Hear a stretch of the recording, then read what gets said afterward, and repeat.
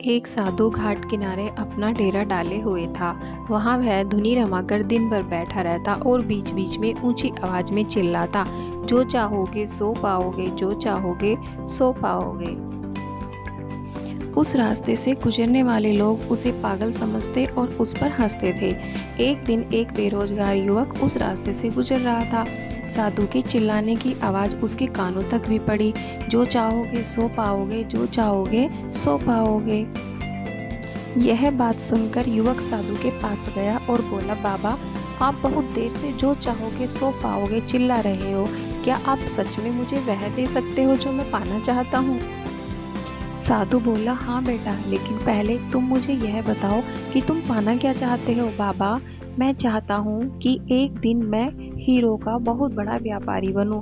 क्या आप मेरी यह इच्छा पूरी कर सकते हैं? युवक ने कहा, बिल्कुल बेटा, मैं तुम्हें एक हीरा और एक मोती देता हूँ। उससे तुम जितने चाहे हीरे मोती बना लेना।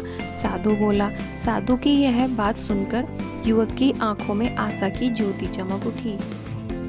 फिर साधु ने उसे अपनी दोनों हथेलियों को आगे करने को कहा। युवक ने अपनी हथेलियों को साधु के आगे कर दिया। साधु ने पहले युवक की एक हथेली पर अपना हाथ रखा और बोला, बेटा, ये इस दुनिया का सबसे अनमोल हीरा है। इसे समय कहते हैं। इसे जोर से अपनी मुट्ठी में जकड़ लो। इसके द्वारा तुम जितने चाहे उतने हीरे बना सकते हो। इसे कभी अपने हाथ से निकलने मत देना। फिर साधु ने अपना दूसरा हाथ युवक की दूसरी हथेली पर रखा और कहा, बेटा, ये दुनिया का सबसे कीमती मोती है। इसे धैर्य कहते हैं। जब किसी कार्य में अधिक समय लगने के बाद भी उचित परिणाम ना मिले तो धैर्य नामक मोती को धारण कर लेना।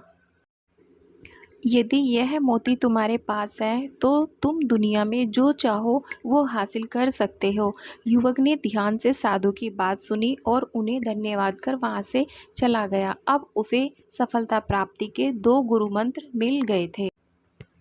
उसने निश्चय किया कि वह अपना समय व्यर्थ नहीं गंवाएगा और सदा धैर्य से काम लेगा। कुछ समय बाद उसने हीरे के बड़े व्यापारी के यहाँ काम करना प्रारंभ किया।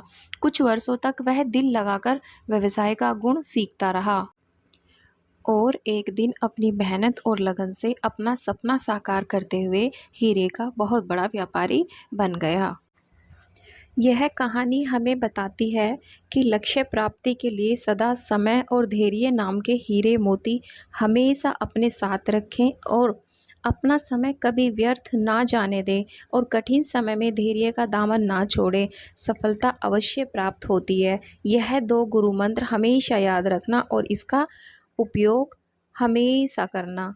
धन्यवाद।